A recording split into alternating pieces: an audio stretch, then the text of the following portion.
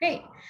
So this week we're talking about public health, nutrition, and food access. And I'd like to introduce Andre Kozlov, who is one of our coworkers. Andre, do you mind introducing yourself and going right into your presentation? Sure thing. Thank you, Tutu. So yes, I'm Andre. I am part of the Food Access Initiatives team at Grow NYC. I've been in this role for about 4 years now, but before that, I was a green market site manager for about 3 years. So my first exposure to a lot of the nutrition benefit and incentive programs that make up our food access initiatives at Grow NYC was on the ground at different sites. And actually before that, I worked for a couple of farmers just at different farmers markets throughout the city. And I saw their perspective on these programs and saw what a crucial benefit they were. So it's been kind of just several years of gaining exposure to these programs. And I'm going to just be going over somewhat quickly some of the overviews of Grow NYC food access initiatives. I did want to start though, and I'm going to share my screen right now. Get into presentation mode. I did want to start with an image that I've just been thinking about lately. It's from, I'm sure many of you will have recognized or seen similar images. This was the New York Times and it was early April 2020. You see it's a long line of cars here in a parking lot. And it was an image that was kind of across the country. This, I think, was from this image, it was a mall in, I think, Grand Rapids, Michigan, but it was certainly happening in many other parts of the country. This long line of cars is actually waiting at a food bank. And basically in those early days of the national lockdown and the pandemic, 20 million jobs were lost. Millions of people across the country were flooding this charitable system, being the network of food banks and food pantries that was never really intended to handle such an abrupt crisis like the pandemic lockdown. And for all of us who remember that time within New York City, that was particularly acute. New York City was kind of the early epicenter of the pandemic in the United States. And in that month of April, 800,000 more New York City residents than last year became food insecure. So 2 million New York City residents became food insecure just within that month. I'm sure many of you have heard the term food insecurity. I do have the definition here though, and it is from the USDA. It is a lack of consistent access to affordable and nutritious food for an active and healthy life. In other words, it doesn't necessarily mean to be food insecure to go hungry or not have enough food, but having enough nutritious food for day to day. So to address this sudden and abrupt food insecurity crisis brought on by the pandemic, there was a lot of federal legislation that was passed. It began with the Families First Coronavirus Response Act, which included things like unemployment benefits and stimulus package, but a lot of that money was specifically directed towards food access programming. There was an increased allotment for SNAP, aka the program formerly known as food stamps. $500 million to the WIC program, money to the Emergency Food Assistance Program, which created additional funding for food banks and for emergency food relief.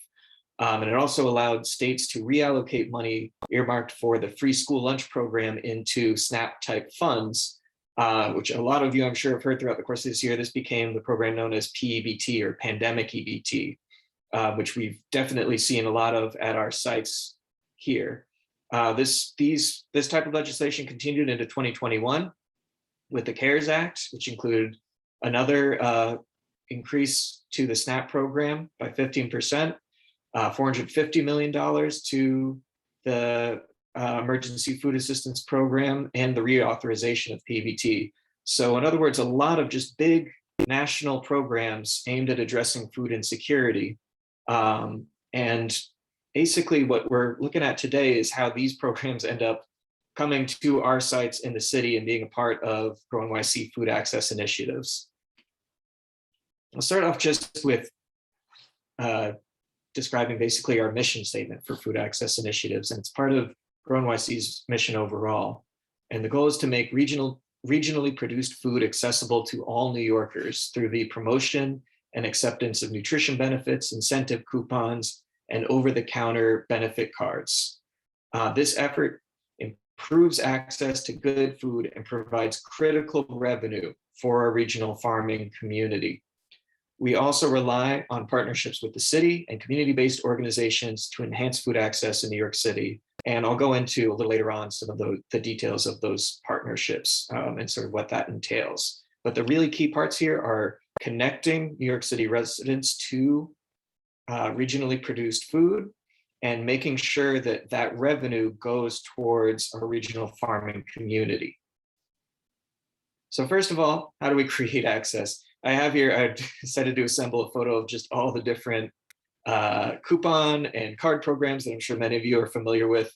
I know from my times first working for a farmer and working on these programs for the years, it is sort of a lot of different coupons and programs, and it can be a lot to keep track of. What I always like to remind folks, though, is that each one of these different coupons and cards represents real money that people can use to buy healthy food. And it's money that when we're able to take it, that means that it's going towards the farmers that we work with. First of all, to create access, we're operating 78 food retail sites, that's farm stands, green markets, and fresh food boxes across the 5 boroughs. And all of these sites are accepting SNAP, Health Bucks, Health First OTC, Fresh Connect checks, Green Market Bucks, and farm stands and green markets are accepting the FMNP check. So again, just all these different programs, we want to make sure that we can accept it. Another thing we do is we work with food pantries such as the West Side Campaign Against Hunger, who have been able to purchase Green Market Bucks with some of that state and federal funding, especially in recent years, since last year, funding specifically created because of the pandemic. We've worked with pantries who have been able to buy Green Market Bucks. I also didn't list it as a bullet here, but a great thing to note too is that every year, Grow NYC food retail sites end up donating roughly 1 million pounds of food every year to food pantries that we work with across the city. So again, providing just real and immediate need to folks, but also making sure that they're able to take benefits as a part of just increasing food access to New York City residents. So in terms of what this means for revenue for producers, first off, I'll say that we have absolutely seen significant, we have seen the impact of those increased SNAP allotments from pandemic-related relief packages, as well as things like pandemic EBT or PEBT. Prior to last year, we, for the, really going back since like the 2016 or so, we've done about $1 million in SNAP sale. In 2020, that jumped to $1.5 million in SNAP. And so far in 2021, we've already done over $2 million in SNAP sales at farm stands, fresh food box, and green market sites. And again, that's really, we saw this big jump with PEBT with these increased SNAP allotments, but all this means that we've created these access points for farmers and for the regional products that we're sourcing to still be able to have access to that increase in relief funds. Another really crucial benefit are the Farmers Market Nutrition Program checks, the $4 FMNP checks that I'm sure many of you know very well. So every year, Grow NYC programs and green market producers redeem over $2.5 million in FMNP checks annually. And this was really one of the programs when I worked for farmers that I realized was such a crucial source of revenue as well for farmers. The average green market fruit and vegetable producer, FMNP checks make up about 20% of their revenue for the entire year. For some producers, that's over 50% at their market. So this is really an important revenue for them to be able to accept. It's a part of, for any farmer who joins Green Market, we make sure that they are enrolled and know how to accept and redeem these checks, both so that they're accessible for any customer and so that they have that just additional money that they're able to accept. And a new program that we started accepting this year is the Health First OTC or over-the-counter card, which so far, we've already done over $80,000 in. I expect that we'll go over $100,000 for that program, and I expect by next year it's going to get even higher. We've gotten a lot of enthusiasm and public and just great response from customers who are able to use this card now. And I think as word gets out, it's going to continue being a valuable thing. And again, that's a card that's provided by the Health First health insurance company. And it's really just a way of ensuring that their policyholders are getting a healthier diet. And I know you all know about Health Bucks, and I mentioned Health Bucks on a separate slide here just because this is really a coupon and a currency that is specifically meant for New York City farmers markets and farm stands. And of course, you all know that it's given out as an additional incentive to customers who are paying with SNAP at our sites. In other words, it's not something that they're even being charged for. It's just an additional benefit that they're receiving on top of SNAP. And it's a way of having that money go further to go towards fresh food. And it's money that goes directly to our regional farmers. It can't be spent at a grocery store. It's going directly to that network of farmers. Again, we're seeing huge increases in this program for this year. For the first time ever this year, we are going to distribute over $1 million in Health Bucks, which again is just really a reflection of the increases in these programs and just still making sure that we're always promoting our ability to accept these programs and letting people know that they can be used here and that your money actually can go further because of the Health Buck program. So this visualization is something cool also just to kind of further emphasize that economic impact. In 2005, the US Department of Agriculture conducted a study that essentially concluded that for every dollar spent on the SNAP program, $1.79 of economic activity is generated, and most of that going towards local communities. In other words, not only is SNAP really the biggest social safety net program for preventing hunger and food insecurity in the country, it's also actually an economic stimulus program where the money that you're putting into the program generates more economic activity. This blue bar at the bottom here is our combined SNAP sales through 2020, but going back to 2005.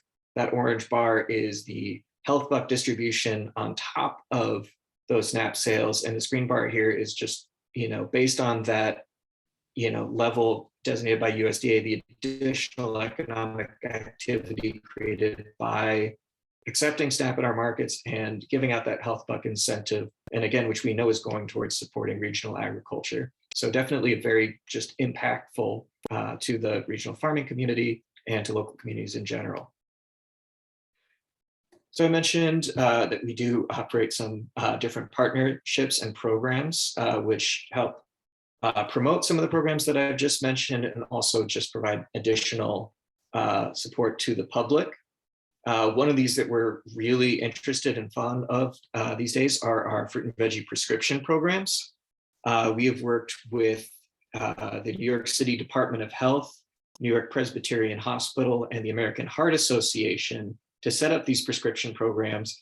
And the idea is probably to a lot of you a fairly intuitive one, where for each of these groups that we're working with, they are working with patients who maybe have some sort of chronic or diet related illness or some need that would be better filled by more fruits and vegetables in their diet and as a part of their lives. So we set up these prescription programs where patients are able to redeem a prescription at our sites and receive either Health Bucks or Green Market Bucks to be able to just immediately buy fruits and vegetables. And for each of these programs, it's obviously not a complete replacement for medical treatment or medication, but it's a way of supplementing and controlling these diet-related illnesses and really just giving people the option to and the the needed additional supplement to purchase more fresh fruits and vegetables. I'm not sure, do we have anybody who is at the Norwood farm stand at the meeting here? I'm sure you're very familiar with the Norwood prescription program that we've been operating this year. It's been, I've seen, very busy and very popular, where patients at the Montefiore Mosholu Community Center with high blood pressure can redeem $10 a month in Health Bucks and spend them right there at the farm stand. So really, this is always a sort of a program that we're looking to expand and include and make available when we work with different health partners. And we've gotten a really great response with it. It's also something that with the Health First OTC card, we're hoping to expand as we continue just to support the idea that more nutritious food in a person's diet will, of course, contribute to better health outcomes. So another critical program that we offer at a lot of our sites is nutrition education. On the right here, we have 2 staff members from the Cornell Cooperative Extension. And basically, we try to offer healthy recipes. And in previous years' cooking demos, we've started to gradually reintroduce that in 2021. We took a pause on that last year due to the pandemic. But really a critical part of making people feel welcome at our sites is making sure that they have ideas for how to cook food. Since we do source regionally grown products, sometimes city residents won't always be familiar with the products available or maybe aren't sure how to cook it. So groups like Cornell Cooperative Extension will always provide healthy recipes and ways of cooking produce that's kind of at its best seasonality, to really guide customers on how to do their shopping and how to cook and eat the food. This was always really important, especially for participants in those prescription programs who are often being introduced to our sites for the first time, to give them some idea of what they can walk away with and how they can cook the food that they buy that day.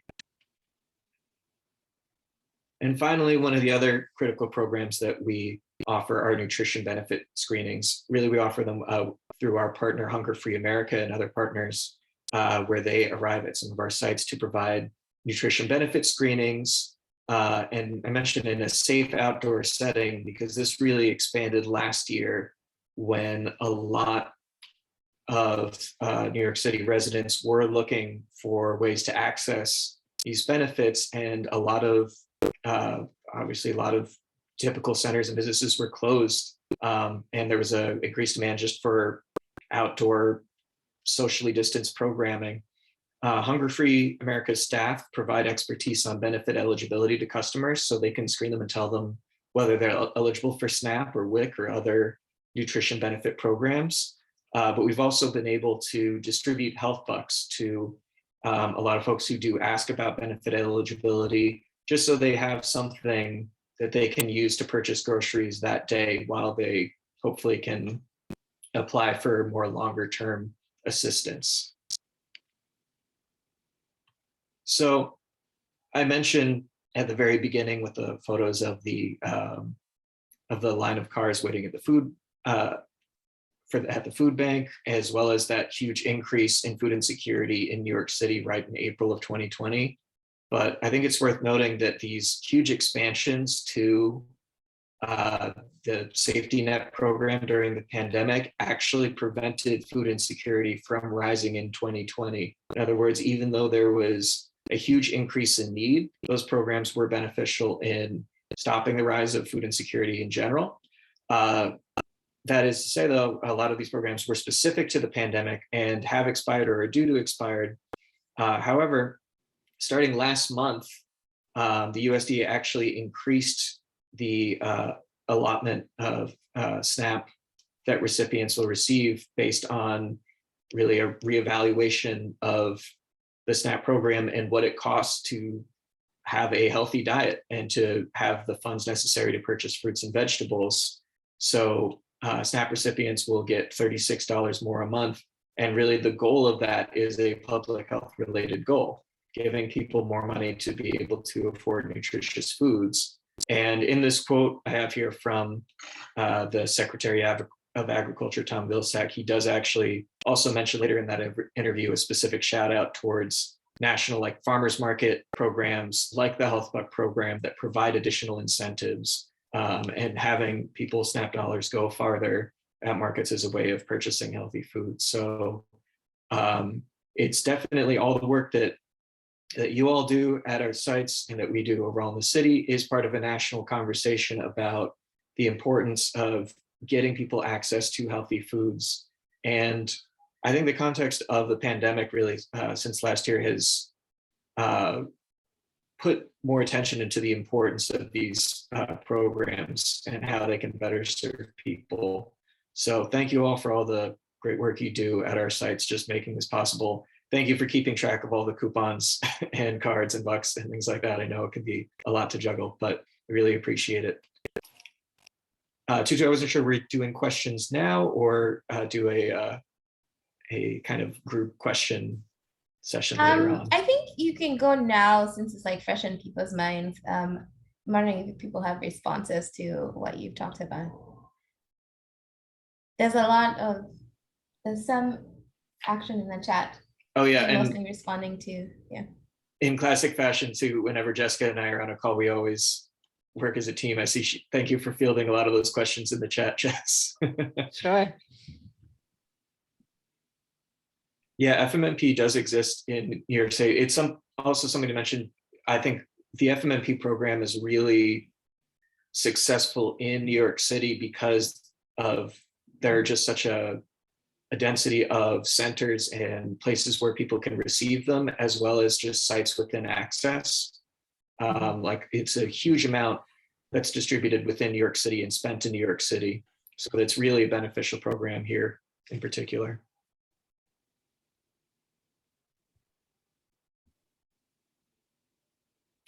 Angela, I see the question. It just says grow NYC. Was that you too? It's interesting to see the impact of SNAP, but also see Congress repeatedly try to reduce the allotment whenever they review it. Was that you? Yeah, so yeah, it's Tutu. Yeah, that's me. it is very interesting. And I think SNAP is one of those programs that for several decades now has had an incredible stigma about it. And partly sort of a manufactured stigma about what it is and how it's used. And honestly, I mean, I think since the pandemic too, the idea of relief has also really shifted the conversation.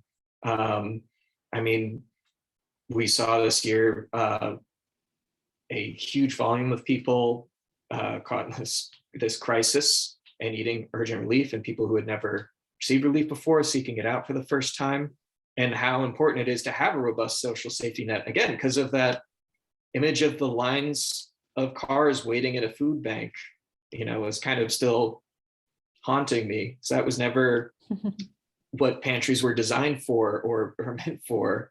And I think when people kind of saw that, it was a wake-up call to recognizing that you do need substantive relief programs in times of crisis. I also love your slide about the impact of SNAP, because I feel like most often the way that I've heard SNAP talked about is in a negative, from like a negative point of view, but also in the sense that it's a handout, but there isn't this like picture of like, it's not a handout, it's actually, not only are you helping folks who already have jobs and who can't make ends meet and feed their family nutritiously, but you're also like contributing to this economy. And I kind of wish that there was this just like drawing of a full picture of SNAP instead of just making it seem like they're giving out handouts to people. So thank you for sharing that. I appreciate that.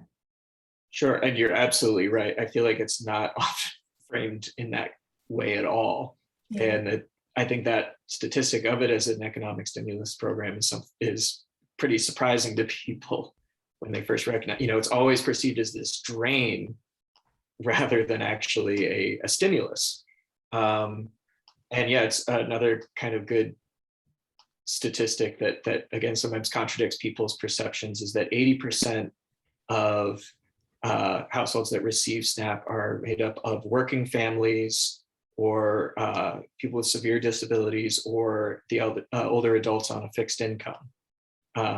So it's a small percentage of recipients who are, we'd call, able-bodied adults without dependents. And it's a critical support for working families with children or folks on a fixed income already. Yeah, and I just want to, I wrote this as a final line down here of SNAP is an incredibly efficient form of relief. And Cheryl and I talked about this a lot during the pandemic, I feel like, and you too, Andre. It makes so much sense to give out relief in this form because it allows people to spend the money where they want to spend the money. It makes it, convenient for them to do it. And it doesn't rely on emergency food providers providing meals or pantries to have an incredible burden placed on them to try to like fill this gap that was created by the pandemic. So it's really also pandemic EBT was just amazing to see how that rolled out and how well it was embraced here in New York City. And also pandemic EBT removed that stigma as well. I feel like it meant that like every single family that has New York City or in New York City that has school children received this benefit, are now using this benefit and now understand how it can be used and have used it in grocery stores and use it at the farmer's market. And it's kind of equalized everything in a nice way, I feel like. Yeah, it's just been really great.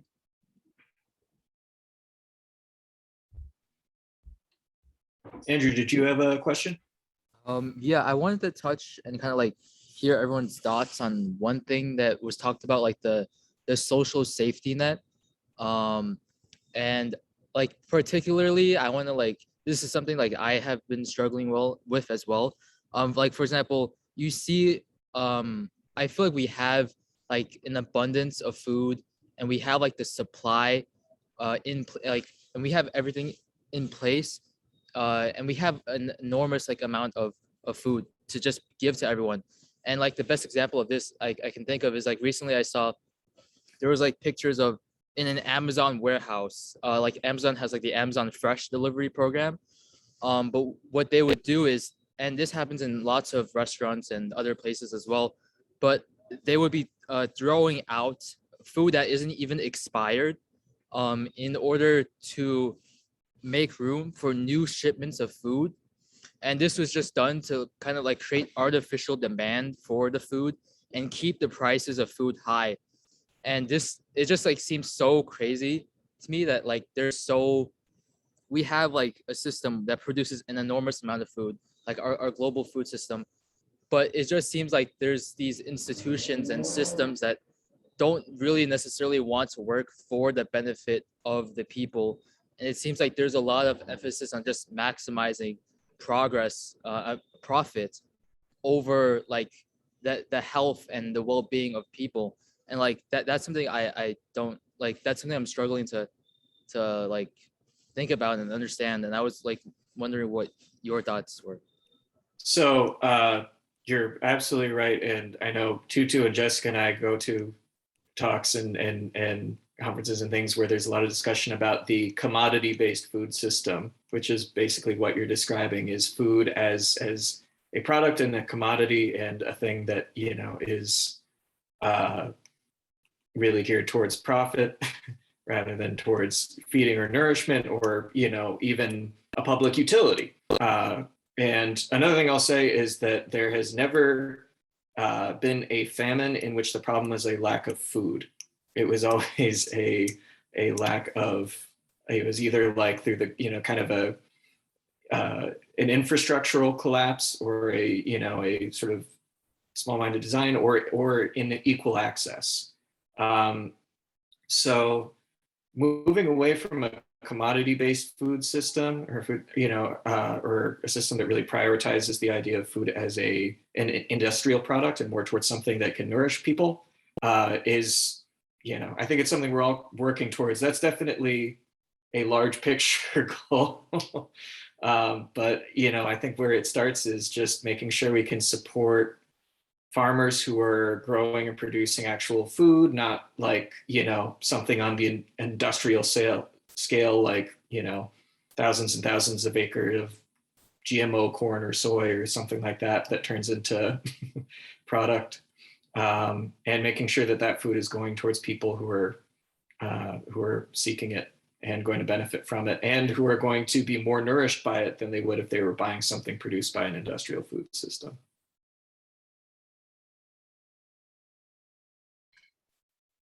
At this point, I'm going to welcome Jessica from Swipe Out Hunger to present to us. Hi, Jess. Can everyone hear me? Just want to make sure. Yes.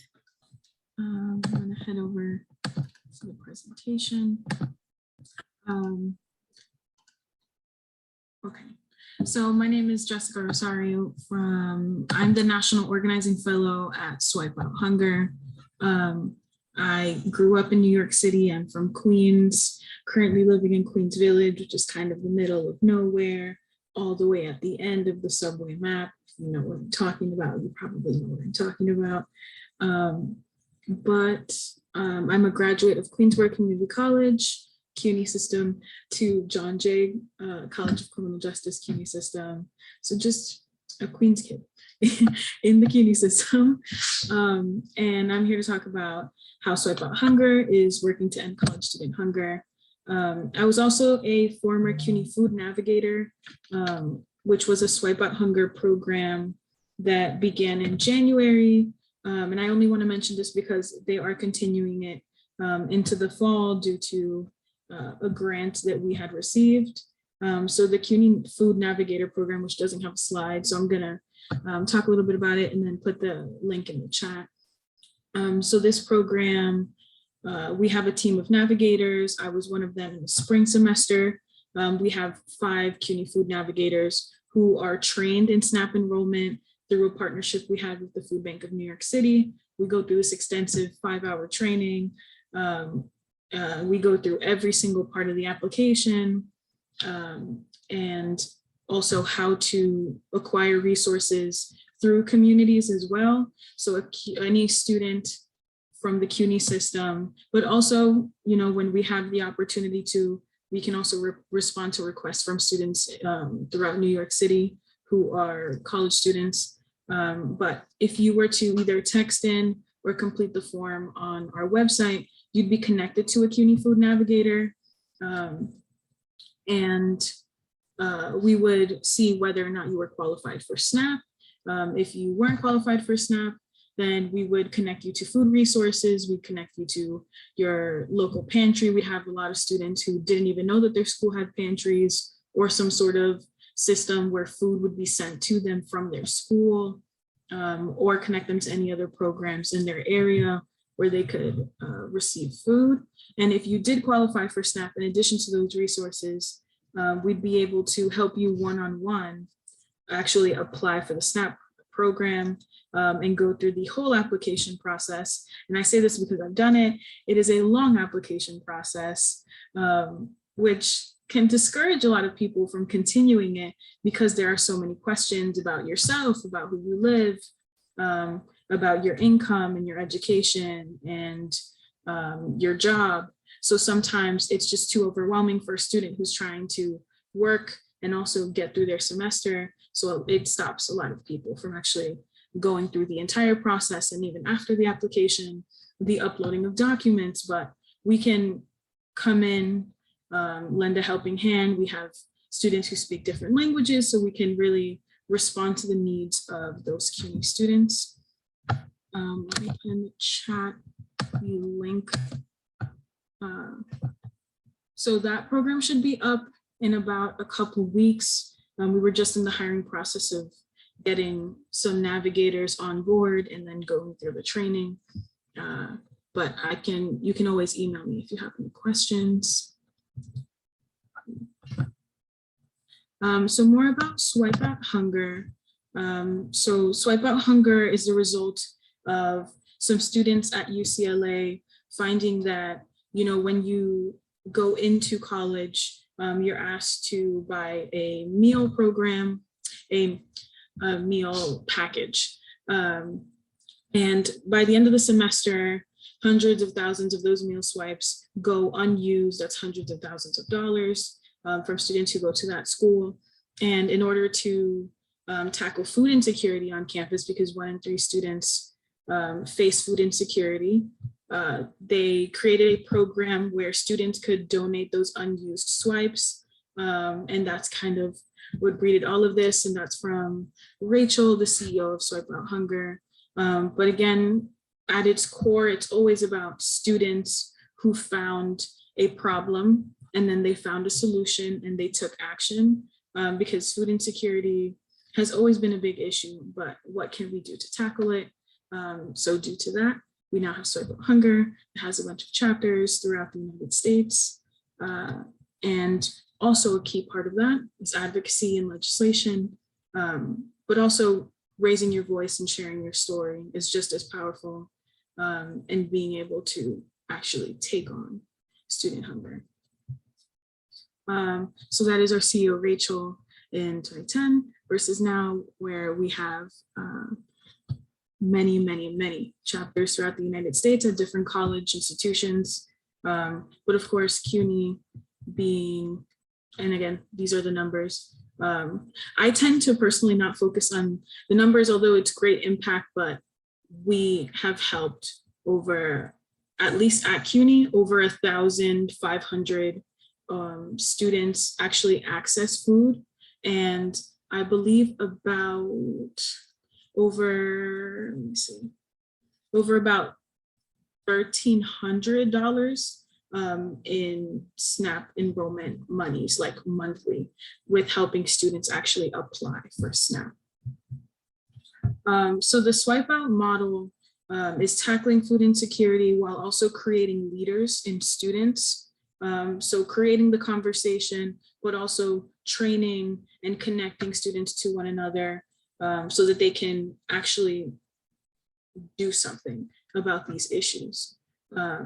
And, you know, it's never about speaking for students. That's why they hire students to do this work. And we have this peer-to-peer model where it's not a student, you know, going to an institution to ask for these resources, although they should be readily available, but it's from student to student, and supporting these policies and programs to end student hunger through that legislation and advocacy piece. And in New York, one way that we are trying to tackle this is with the Hunger Free Campus bill. The bill has actually been passed in about 3 or 4 states, and introduced in a couple. So it's been passed in California, New Jersey, Maryland, and Minnesota. And this was created by Swipe Out Hunger to take a look at how a school taking on the responsibility of tackling food insecurity while also getting support from their state to continue to do so. But again, that starts with a school taking action first, and then being able to ask or request a grant from the monies of the Hunger Free Campus bill in order to continue the work. So that requires them to invest in students, leverage innovation, and build strategic partnerships so each school can create a program that works for them. It's very flexible in the ways that a school can take on food insecurity while also meeting certain criteria, which I'll go into in a few minutes. And again, feel free to throw questions in the chat or comments about the work. And these are a few of the states it was passed in and some of the others that it's being introduced. And we're also still working on introducing this bill in Florida as well. So the Hunger Free Campus bill in New York State specifically would allocate $10 million to schools, or they can request a grant of $10 million of the pool of $10 million, where they can continue their work in tackling food insecurity. First, they must be designated as a hunger-free campus. So that includes having to have a food pantry, which many of these CUNY and SUNY schools already have a designated staff person or group of people who are creating SNAP enrollment opportunities. So not just saying, hey, you know, the SNAP program is available, which is what a lot of the schools do now. Just saying, you know, SNAP is an option and it is a resource, but not actually being trained and being able to answer questions about it, or go further than just that reference. Provide emergency funds to assist students who may be experiencing basic needs insecurity. But part of that is many schools have been purchasing food cards or some sort of gift card where they can give to students who need that emergency aid to buy food, or providing some sort of gift certificate or gift card to actually purchase food on campus, because a lot of that cafeteria food, that's usually contract related, but if that food goes uneaten, it will be thrown out. A hunger-free campus must also have a task force designated to tackle food insecurity, which has to include student voices. So they have to have student representatives on that task force. And they also must have some sort of food insecurity event awareness to create that conversation and keep pushing the word, and also creates an opportunity to share resources on campus. So once a campus is designated a hunger-free campus, because they've met this criteria, again, it's very flexible. So they have to create their own outreach plan that outlines the ways in which they will do the work to be a hunger-free campus, and then prove that they've done it by meeting the check boxes in this criteria. And then they can apply for a grant that, if passed, of the $10 million, they will receive money to continue doing this work. And a lot of that money could be used towards something like replicating like the CUNY Food Navigator program, where students will be connected to their peers to help find resources. They can upgrade food pantries to include refrigerators instead of just having non-perishable items. They can actually hire students on campus to get the word out about this work and those resources. We've seen money from the Hunger-Free Campus bill that's been passed in other states being used as well for software that texts students when there's food available on campus. Let's say there's campus events where there are huge food amounts of food, and there's leftovers, and all students will receive a text message, you know, if they've opted in, to know about where there's food on campus. And that destigmatizes kind of like asking for help, because all students who have opted in will receive that information. What we've seen, or what I've seen on the ground talking to students, is that a lot of the times maybe their school is increasing the prices on food and actually minimizing the portion sizes of the actual like meal that they're receiving. So they're literally starving students in one way. We've seen campuses that don't have food that, you know, follows like the dietary restrictions of one student or another student, and they have to find another way to get food. Or there's just, again, a lack of affordability. And also finding healthy food on campus is very difficult. If there's just like basic, you know, pizza and burgers, and you want a healthier option that's also not expensive when we live in one of the most expensive cities with a high cost of living, it's very difficult to do so while you're a student.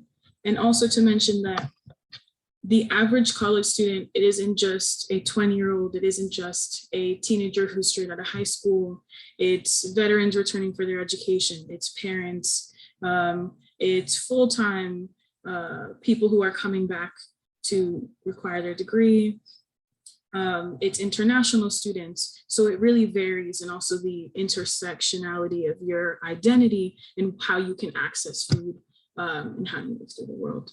But some ways that you can help Hunger-Free Campus movement is by helping being an advocate in your community. If you can hold up your phone to the QR code after opening your camera, and you'll get access to our digital action page where you can email your legislators about this bill and help us get the word out.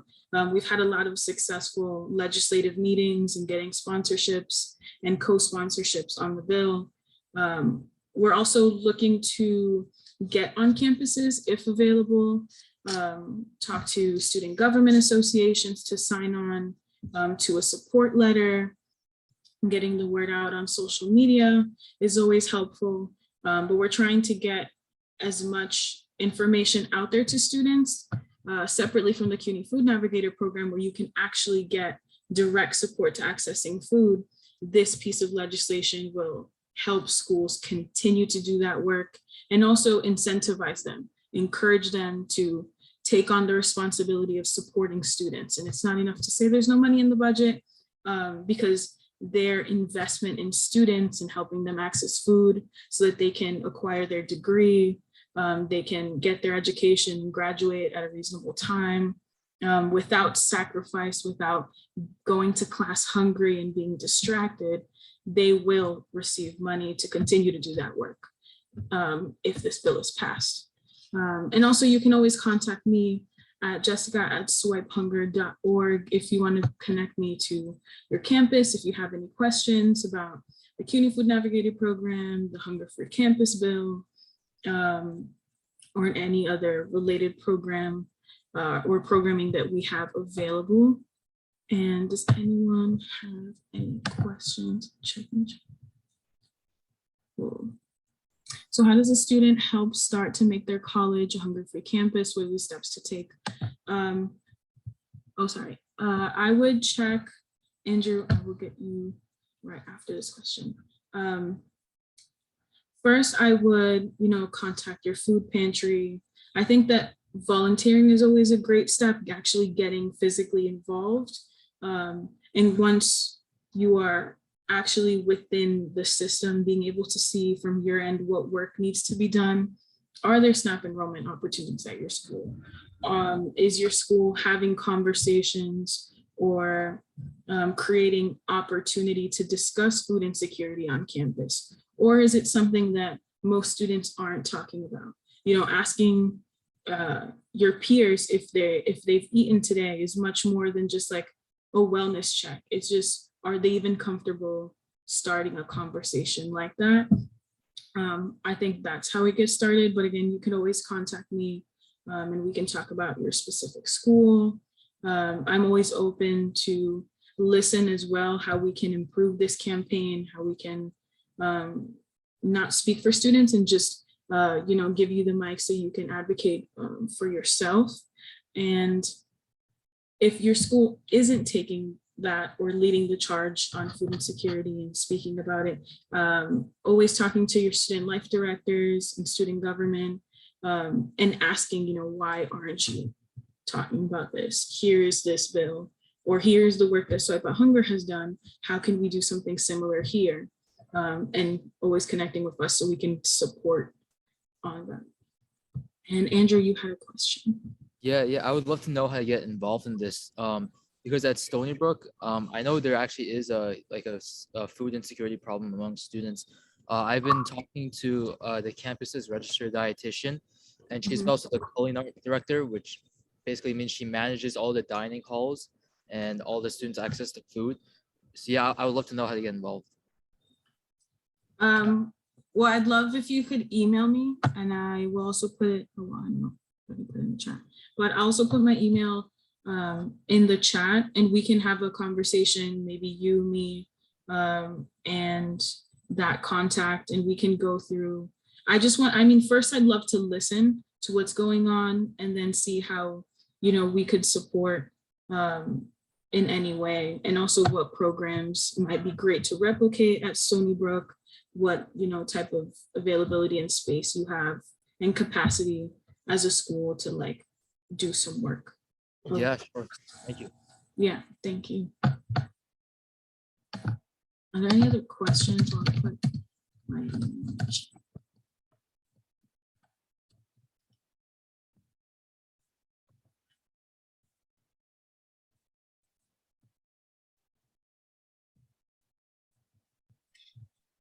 Jessica, are there stories of students who have gone into campuses that didn't have pantries or conversations around food insecurity and have helped to start to get their schools, one, to talk about it, but to like also build out their pantries and to get them to being hunger-free campuses? So one thing that comes to mind was a couple months prior to the start of the pandemic, there was no food pantry, I believe at Hunter, and it was through the movement of like student advocates who started talking about it. But this is separate from Swipe Out Hunger, but I've actually just heard that due to the advocacy of these student advocates and maybe coalitions of like CUNY organizations that came together to raise awareness and even start a petition about starting a food pantry at this campus because of the food insecurity and the lack of resources that their students had. Also, CUNY is mostly a commuter school. Most students live in New York City, either on campus or at home or in an apartment in New York City. So through their advocacy and movements, and also just questioning the administration, why isn't it enough? Or why don't we have this resource that many other schools have? They were actually able to open one, but I think the struggle is the actual ability for someone on campus to physically be there to open the pantry, and also to be able to stock the pantry because of the increased need. Often a lot of the pantries can, oh, someone's talking. They can go with someone, not a lot of students coming in to get some of those resources and to get some of that food, and then there's not enough for others. I know that at John Jay, we had a free breakfast and lunch program from the food that we had in the cafeteria that was put in the wellness center near the food pantry. So again, that resource is there. But after a couple of months, a lot of students had heard about it. And then after a certain time, there was no more food left. I'm gonna mute and just go open the door because someone's knocking. This is New York City now. That's totally fine. I do want to highlight something that Jessica said earlier, that I think this year, and Andrea and Jessica, correct me if I'm wrong, there was a temporary increase or a temporary leniency on the SNAP criteria. So students who normally wouldn't have qualified can qualify. Is that correct? Is that what the benefit is? I don't know that one, honestly. I know there Okay. was expanded eligibility for Eligibility, students. okay. Yeah, I don't remember the details, but there was definitely, it was Okay. geared towards addressing student hunger. It's just baffling by what Jessica said, that there wasn't a food pantry at Hunter too, or just the fact that this isn't just a standard at any public university is just really shocking. Yeah. I think it's been a relatively new thing, that it's been a recognized need. I think there was always the assumption that, oh, if you can afford to go to college, you can afford to eat while going to college. And those are not mutually exclusive things. Yeah. If there are no questions, I'm so grateful that Jessica and Andre, you were able to join us and to just give us a lot of insight into what's happening in the food access space.